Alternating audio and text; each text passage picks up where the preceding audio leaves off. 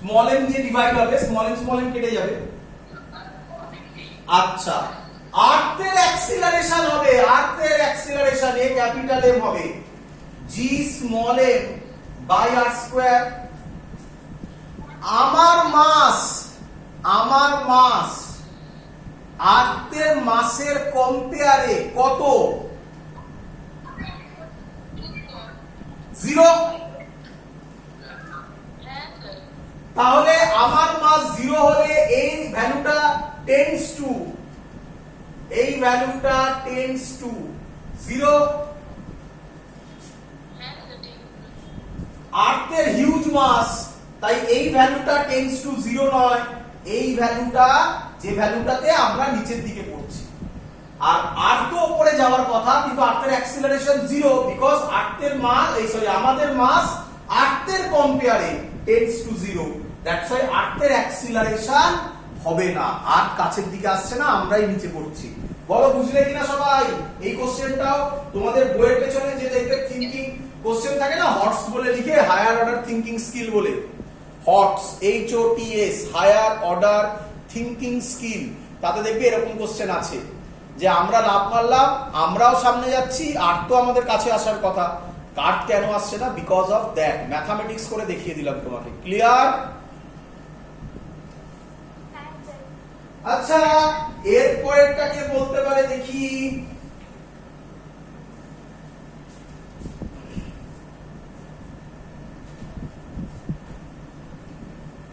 আচ্ছা, 3 নম্বর পয়েন্ট হলো না, 4 নম্বর পয়েন্ট দেখি বলতে পারো কিনা।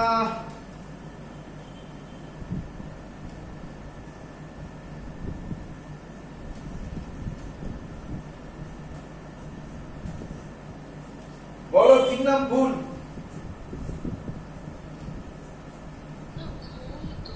কেন?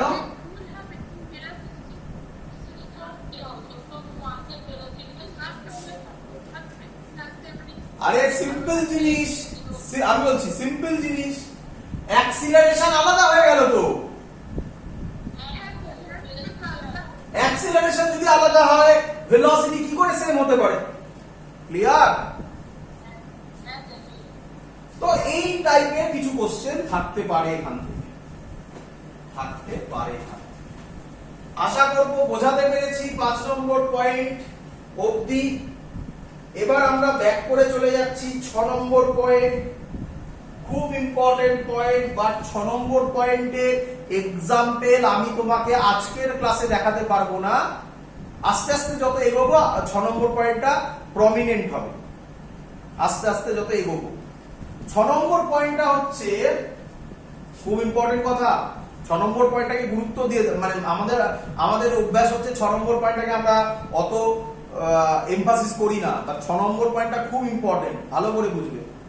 6 নম্বর পয়েন্ট হচ্ছে নিউটনস ল অফ গ্র্যাভিটেশন, শর্টে লিখছি Newton's law of gravitation, NLG, Newton's law of gravitation. তোমরা লিখবে না, আমি লিখছি। Is applicable only for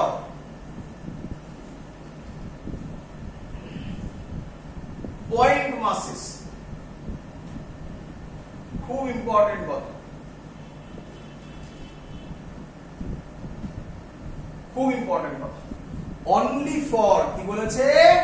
point masses. তাহলে এবার তোমাদের কোশ্চেন, আমি জানি তোমাদের কোশ্চেন, স্যার এই যে আপনি এগুলো করলেন, এগুলো থোড়াই পয়েন্ট মাস ছিল।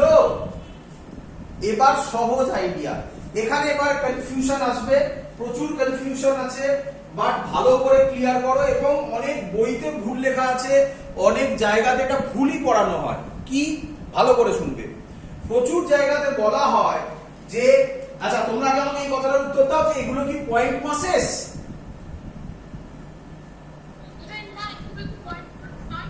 পয়েন্ট মাস না হলে তাহলে অ্যাজিউম করবে টোটাল মাসটা কোথায় কনসেন্ট্রেটেড, এটাও কোথায় কনসেন্ট্রেটেড, তার জন্য সেন্টার টু সেন্টার ডিসটেন্স নেওয়া হয়েছিল। আচ্ছা না হয়নি, এখনো হয়নি। আচ্ছা আচ্ছা এদিকে দেখো, ভালো করে শোনো, এটা যা স্ট্রাকচার এটাও প্রায় সেম, মানে আমি স্ফেরিক্যাল বলছি, 3D স্ফেরিক্যাল, ফুটবল ভাবো, সেম স্ট্রাকচার। এটাকে বলা হয় সিমেট্রিক্যাল স্ট্রাকচার।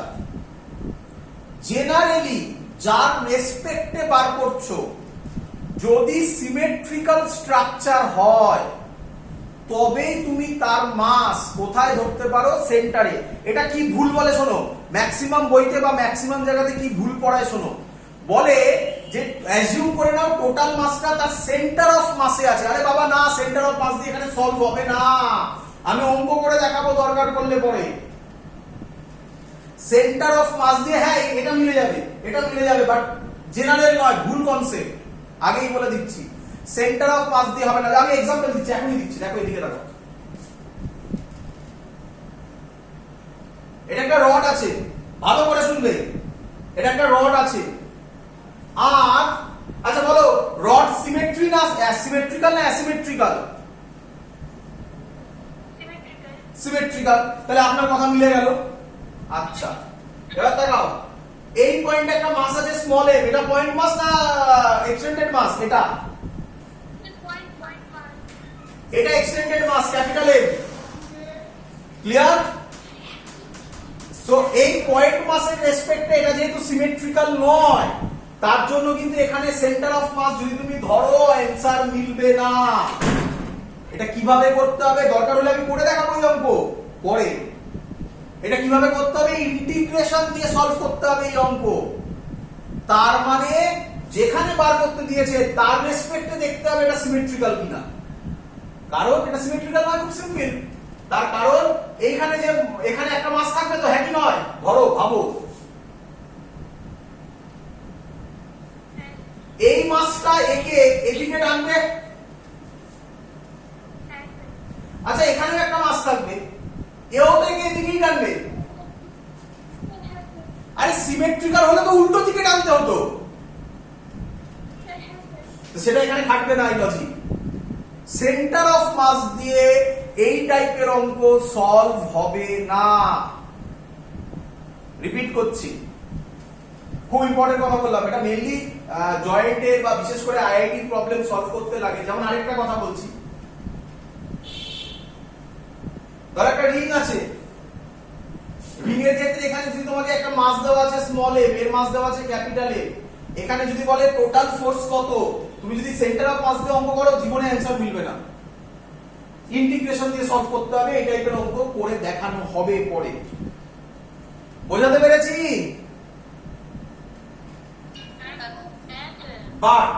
বাট এই অঙ্কে এইখানে এই টাইপের কোশ্চেন আমাদের বোর্ডে এরকমই থাকবে, যেটা আমি দেখালাম এরকম জিনিস দেবে না, বোর্ডে নেই। আমাদের এই টাইপের কোশ্চেনে আমরা অ্যাজিউম করব যদি এক্সটেন্ডেড মাস হয় তাহলে সেটাকে অ্যাজিউম করব পয়েন্ট মাস। কোথায় মাসটা কনসেন্ট্রেটেড? সেন্টারে, সেন্টার অফ মাসের জন্য নয়। আবার বলে দিলাম আমি, সেন্টার অফ মাসের জন্য নয়, আমরা অ্যাজিউম করব মাসটা কোথায় কনসেন্ট্রেটেড? সেন্টারে। Clear idea? বোঝাতে পেরেছি? চলো এটা নিয়ে আমরা কাজ করব আর একটু বাদে, একটু এগোতে দাও। পয়েন্ট মাস নিয়ে আমি কিছু অঙ্ক করে দেখাবো, একটু বাদে করে দেখাচ্ছি, কারণ ওগুলো বড় টপিক হবে, আলাদা করে দেখাচ্ছি। নেক্সট নাম্বার কত? 7 নম্বর। খুব ইম্পর্টেন্ট, অলরেডি এর একটা টপিক করে দেওয়া হয়েছে তোমাকে। এর নাম ইনভার্স স্কয়ার ল। ক্লিয়ার সবার? কিরে এর নাম কি ইনভার্স কিউব ল? কিন্তু কিউব হয় তো, কিউব হলে কি হয়, ওপরে ওটা ভেক্টর হয়ে যায়, আর স্কয়ার হলে ওটা কি থাকে? ক্যাপ থাকে। মনে আছে? ওটা একটা পোরশন যেটা শেখালাম। আর একটা মজাদার অঙ্ক দিচ্ছি, দেখি করতে পারো কিনা। ডিসি বান্ডের অঙ্ক করো, বোর্ডের অঙ্ক, জয়েন্টের অঙ্ক নয়, বোর্ডের অঙ্ক। কে করে দেবে? বাবা, কারণ স্টেটমেন্টে পরিষ্কার ইনভার্স স্কয়ার ল মানে কিউবের মধ্যে তো ম্যাগনিটিউড আর ভেক্টর আছে, তো আর ভেক্টরের মধ্যে তো ম্যাগনিটিউড লুকিয়ে আছে। তাহলে তুমি কি করে বলছো আর কিউবটা কিউবই থাকবে? আর আর ক্যাপের মধ্যে তো ম্যাগনিটিউড 1, তো ওটা তো ওর ম্যাগনিটিউডকে কোনো হ্যাম্পার করছে না,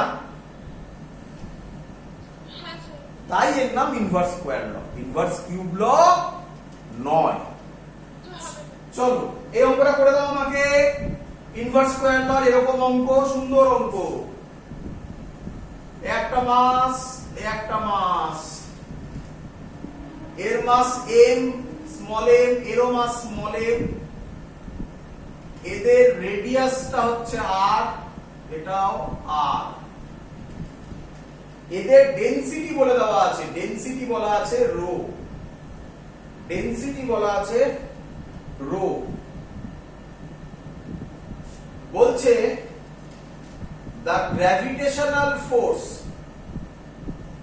gravitational force F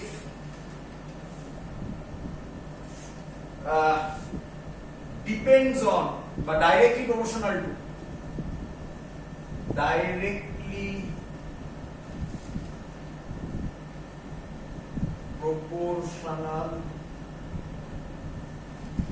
to, first option। হ্যাঁ হ্যাঁ, সি নয়, কোথায় সি? এটা রো, রো ডেনসিটি, রো মানে হচ্ছে ডেনসিটি, এটা ডেনসিটি রো, রো ডেনসিটি, এটাও rho density. First option 1/r square, second option 1/r cube, third option r square,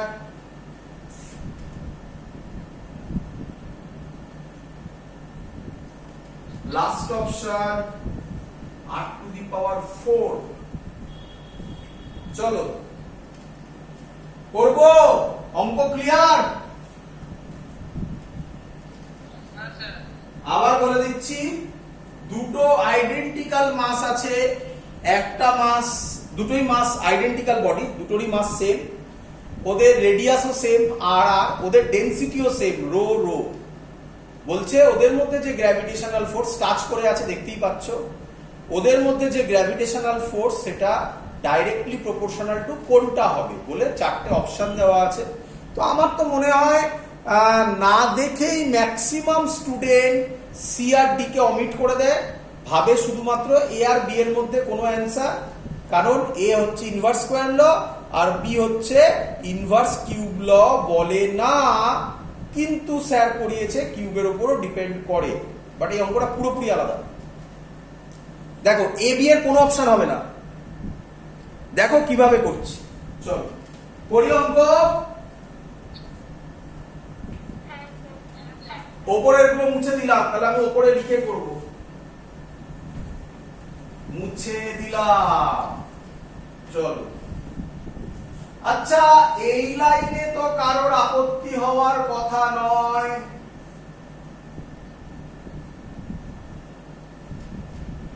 এখানটা একটু লোকে ভাবে এটা আর এটা আর, তাহলে ডিসটেন্সটা কত হয়?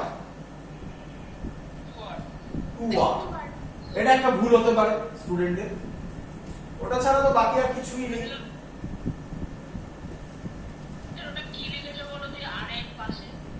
হ্যাঁ, 2r স্কয়ার, 2r এর হোল স্কয়ার হয়েছে। হ্যাঁ হ্যাঁ,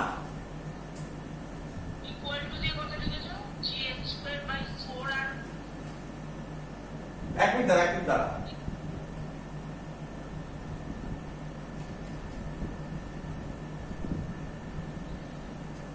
সি অপশনটা কি দিয়েছিলাম মনে আছে কারোর?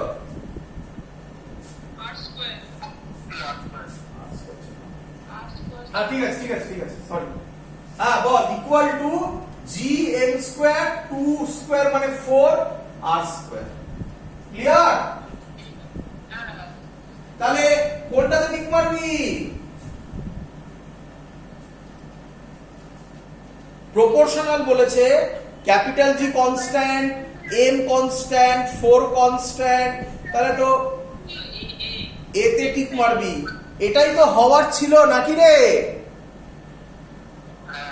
বাট এই অঙ্ক পুরোপুরি আলাদা এবার তাকা এবার ম্যাজিক বোঝ দেখ আচ্ছা মাসের ফর্মুলা ডেনসিটি দেওয়া আছে এটা দিয়ে ভাববি যখনই ডেনসিটি থাকবে এইভাবে সে লিখে রাখ খাতায় আলাদা করে কোথাও যখনই গ্র্যাভিটেশন চ্যাপ্টারে ডেনসিটি থাকবে তখন আমার এই লজিককে মনে করবি ডেনসিটি থাকলে ডেনসিটি না থাকলে ভাবার দরকার নেই ডেনসিটির ফর্মুলা মাসের formula volume into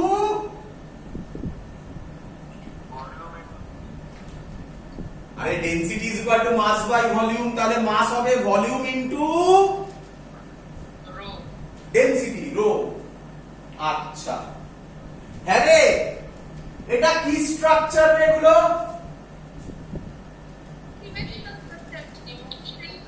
spherical structure symmetrical দিয়ে তো আমার এখানে দরকার নেই স্ফেরিক্যাল স্ট্রাকচার তাই তো নাকি আচ্ছা স্ফিয়ারের ভলিউম কত হয় বল ঠিক লিখেছি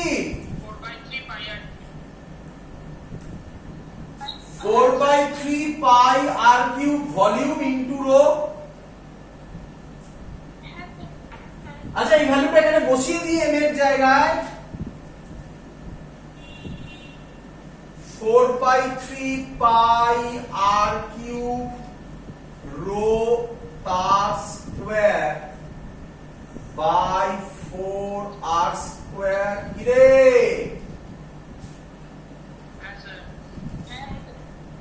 এটা দাঁড়ায় আচ্ছা একটু ভাবি মিছিমিছি আমাকে খাটতে হবে না হলে আমাদের তো বলেছে f ডাইরেক্টলি প্রপোর্শনাল টু এটার সাথে নাকি তাহলে বাকি টার্মগুলো ভেবে লাভ নেই শুধু r দিয়ে ভাবি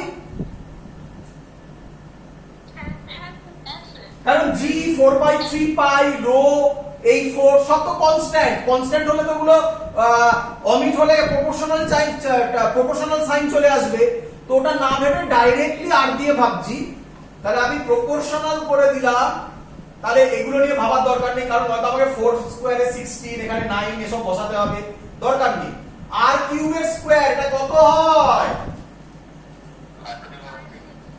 তলায় কি আছে r স্কয়ার কেটে গিয়ে কত হয় r কিউব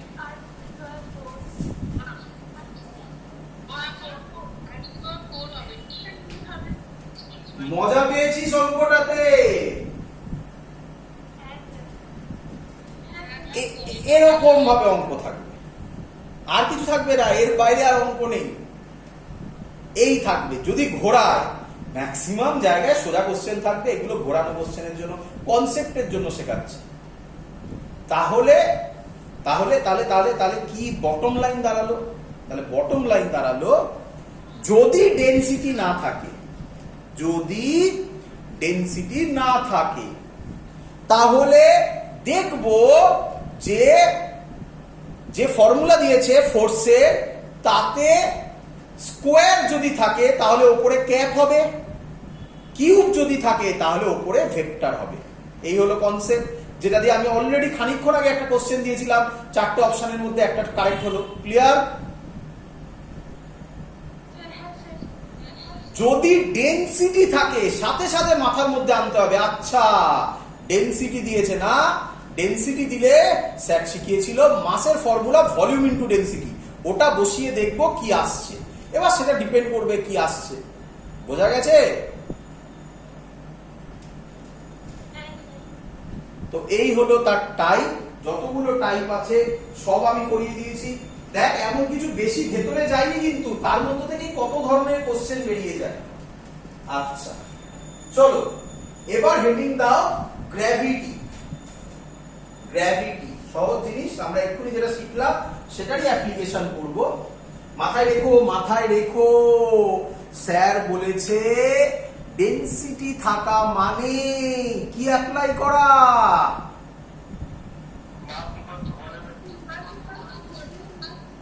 লিখে রাখো, কোথাও লিখে রাখো, খুব ইম্পর্টেন্ট। এটা মনে রাখলেই হাফ কাজ শেষ, হাফ নাই 90% কাজ শেষ। 90% অঙ্কে তোমার আর প্রবলেম করতে পারবে না যদি ডেনসিটি থাকে, যদি ডেনসিটি দেওয়া থাকে। ডেনসিটি না থাকলে ভাবার দরকার নেই। চলো মুছে দিলাম। অঙ্ক চেনার উপায় শেখাচ্ছি তোমাকে, কিভাবে তুমি চিনবে, কখন কোন লজিকটা তোমার মাথায় আনতে হবে তার টেকনিক শেখাচ্ছি। হেডিং দাও গ্র্যাভিটি। গ্র্যাভিটি। পুজোয় ঠাকুর দেখতে বেরিয়েছিলিস সবাই?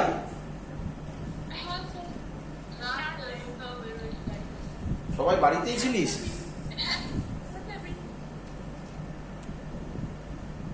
আচ্ছা, তাহলে দাঁড়া একটুখানি, হ্যাঁ ঠিক আছে। বেরিয়েছিস সব মাস্ক ফাস্ক পরে? তো তবে এবারে আমি যা দেখলাম, মানে আমিও খুব অল্পই বেরিয়েছি, আমি গাড়িতেই ছিলাম, আমি গাড়ি থেকে নামিনি কোথাও। সেটাতে সব জায়গায় খুব ছোট ছোট ঠাকুর হয়েছে,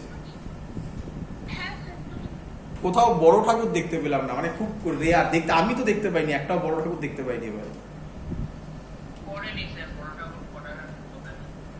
না না, শুনলাম আমি একজনের থেকে যে ছোট ঠাকুরই নাকি প্রচুর দাম করেছে, কস্টিং নাকি এবারে বেড়ে গেছে।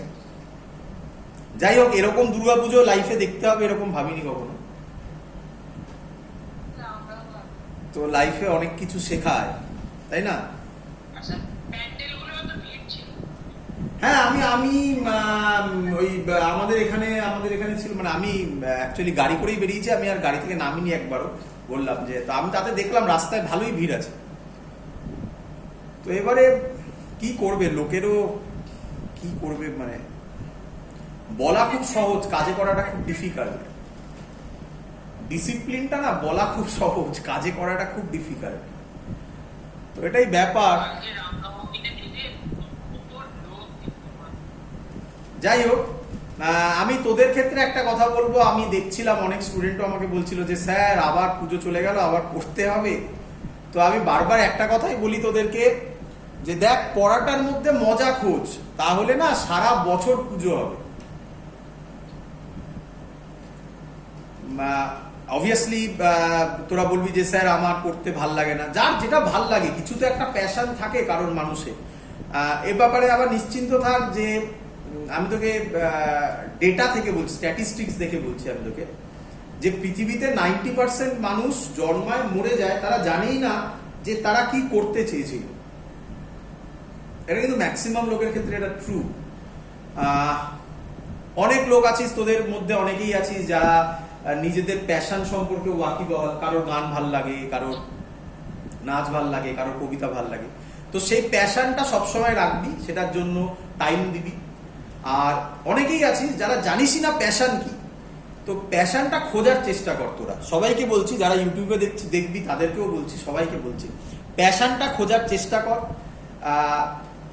খুব লাকি কিছু লোক বেরোবে, খুব লাকি, যারা প্যাশনটাই নিজের প্রফেশন করতে পারবে। তাদের ক্ষেত্রে তো কিছু বলার নেই, তারা লাইফে আর কিছু বলার নেই, মানে মেন জিনিসটাই পেয়ে গেল। যারা পাবে না তাদেরও ভয় পাওয়ার দরকার নেই, কারণ প্রচুর লোক পায় না, 99% লোক পায় না। তাদের ক্ষেত্রে যেটা প্রফেশন, সেটার মধ্যে প্যাশনটা খুঁজতে হবে, চেঞ্জ করতে হবে। একই জায়গায় স্টিক করে থাকলে তো হবে না, চেঞ্জ করতে হবে। তো সেটা যদি করে নিতে পারিস, তখন দেখবি পুজো চলে গেল, আচ্ছা আবার নর্মাল ওয়ার্কে ব্যাক করতে হচ্ছে, তো অতটা প্রবলেম হবে না যে প্রবলেমটা এখন ফেস করছিস। পড়াটা যদি ভাল লাগে, যদি সেখানে মজা পাস, তাহলে দেখবি অতটা প্রবলেম আসবে না। একটু প্রবলেম আসবে, কিন্তু সেটা দেখবি ম্যানেজেবল, যথেষ্টটাই ম্যানেজেবল হবে। অনেক ভুলভাল কথা বলেছি। গ্র্যাভিটি, হেডিং দে গ্র্যাভিটি। আচ্ছা লে, আচ্ছা প্রথমে একটা কথা বলি, গ্র্যাভিটেশনে তুই যদি নেট খুলিস, নেট মানে সব জায়গায় দেখিস না কিছু ভালো ভালো সাইট, সব সাইটে অনেক ভুল ডেটা থাকে, অনেক ভুল ইনফরমেশন থাকে। ভালো ভালো সাইটে এখন বলে যে গ্র্যাভিটির নতুন ডেফিনেশন হয়ে গেছে, সেটা হচ্ছে এক ধরনের পার্টিকেল এক্সচেঞ্জ হয়, সেটাকে বলা হয় গ্র্যাভিটন। সেখান থেকে অনেক কনসেপ্ট ডেভেলপ হয়। তো সেগুলো আমরা কিছু করছি না, আমরা প্রথমেই বলে দিলাম মডার্ন গ্র্যাভিটির নতুন ডেফিনেশন এসছে মডার্ন কনসেপ্টে, বাট সেগুলো আমরা কিছু করছি না, আমরা যেগুলো বেসিক জিনিস ছিল সেগুলোই করছি। গ্র্যাভিটির বেসিক ডেফিনেশন লিখবি, it is the force of attraction, it is the force of attraction between earth and any object, between earth and any object lying on or near its surface, on or near its surface. So মানে বোঝা, ভালো করে শুনুন। আচ্ছা, আমরা back করে যাই আবার নিউটনস লজ অফ মোশন। চল, আচ্ছা এই যে আমি দাঁড়িয়ে আছি, আমি আমার ছবি আঁকছি, আমি যে দাঁড়িয়ে আছি, চল আমি কোথায় দাঁড়িয়ে আছি, কার উপরে দাঁড়িয়ে আছি?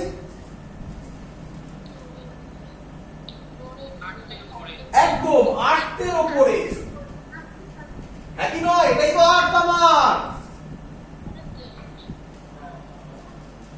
আমি গ্রাউন্ড ফ্লোরেই পড়াচ্ছি, আমি হাইট ধরছি না, এখন হাইটেও যাবো আমরা, সেখান থেকে স্যাটেলাইটের বেসিক কনসেপ্ট পড়বো, সেগুলো আমরা করবো। পরে আমি গ্রাউন্ডে দাঁড়িয়ে আছি, তাই কি লিখেছি দেখ, এনি অবজেক্ট লাইং অন মানে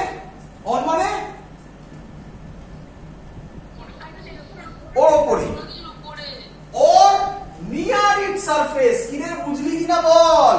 10 তলা 12 তলা 100 তলাও আর্থের রেডিয়াসের কম্পেয়ারে নিয়ার। বুঝলি না? আচ্ছা, একটা সহজ এক্সাম্পল দিই তোদের এটা বোঝানোর জন্য যে কম্পারিজন করে কিভাবে কথা বলা যায়। ভালো করে বুঝেন, কম্পারিজন করে কি করে কথা বলা যায়। আমাকে কেউ বলবি এখান এভারেস্টের হাইট কত?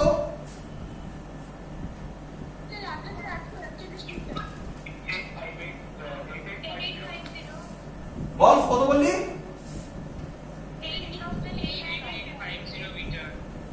রাফলি 9000 ধরলাম, বেশি করে ধরলাম। বল এভারেস্টের হাইট খুব বড় না খুব ছোট?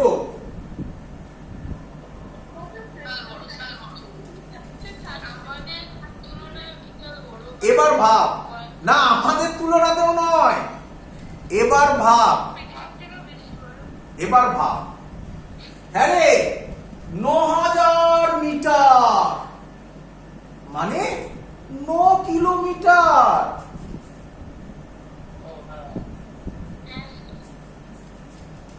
হ্যাঁ রে, এই যে লকডাউন হলো যখন, তখন প্রচুর লোক, তোরা দেখেছিস টিভিতে পেপারে সব আমরা পড়েছি, যে হেঁটে হেঁটে বাড়ি এসছে।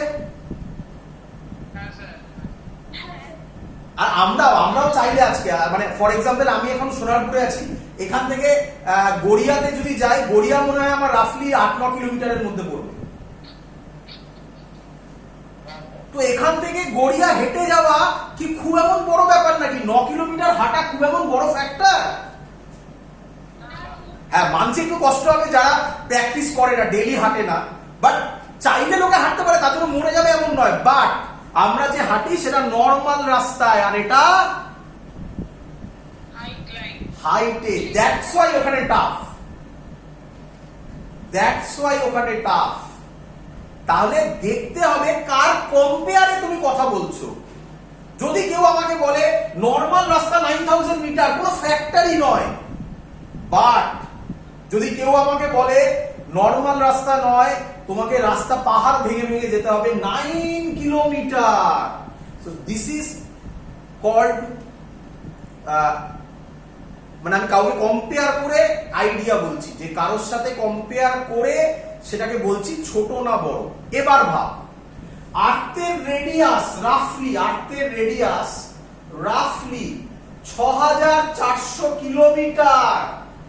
তাহলে তার তুলনায় 100 তলা বিল্ডিং কোনো হাইট হলো? আমি বোঝাতে পেরেছি তোদের, কম্পেয়ার কনসেপ্ট বোঝাতে পেরেছি। এখানেই বলে on or near it surface, on or near it surface. Near মানে ইভেন আমরা স্যাটেলাইটকেও নিয়ার বলবো। স্যাটেলাইট দু ধরনের হবে, হাই অল্টিটিউড স্যাটেলাইট, লো অল্টিটিউড স্যাটেলাইট। তো সেগুলোকে আমরা নিয়ার বলবো, যখন হবে করে দেখাবো আমি সেগুলোকে। কারণ 6400 কিলোমিটারের কম্পেয়ারে তারা অনেক নিচে থাকবে, ওই রেসপেক্টে আমরা নিয়ার বলবো। চলো এবার এখান থেকে আয়, নিউটনস লজ অফ মোশনে আয়। বল আমার নিচে কি ফোর্স পড়ছে, আমি নিচে কি ফোর্স দিচ্ছি? mg। আরে আর তো আমাকে নরমাল রিঅ্যাকশন দেবে, আমিও আটকে এন দেবো। হ্যাঁ এটাও কারেক্ট, আমিও আটকে এন দেবো, বাট আমি এখানে এমজির কথাই বলতে চাইছি। আচ্ছা দেখেন, আবার আমরা এক্ষুনি করলাম, এটাই মানে ফোর্স নাকি রে?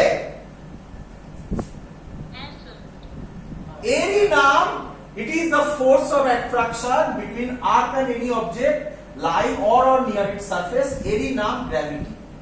বোঝা গেছে? আচ্ছা আচ্ছা, এবার কোশ্চেন হচ্ছে, একসাথে করব, এটার সাথেই পরপর শর্টে লিখলাম অ্যাক্সিলারেশন ডিউ টু গ্র্যাভিটি, যাকে তোরা আমরা জি নামে ডাকি। ক্লিয়ার? কি বলছে? অ্যাক্সিলারেশন ডিউ টু গ্র্যাভিটি কি হবে সেটা আমরা ক্যালকুলেট করব। এবারে দেখ কিভাবে ক্যালকুলেট করব, দেখ ভালো করে বোঝ। আচ্ছা আমরা এক্ষুনি করলাম না এই ছবি ওয়াইজ, আমি ধরলাম আমার মাস এম, আর্থের মাস ক্যাপিটাল এম, তাহলে আমি লিখতে পারি F is equal to G small m capital M, আর এই রেডিয়াসটা আমি r ধরলাম, r square is equal to mg। বল বুঝলি কিনা সবাই? আচ্ছা, তাহলে g এর ফর্মুলা দাঁড়াচ্ছে g capital M by r square. প্রথম ইম্পর্টেন্ট ফর্মুলা গোল করে দেবে।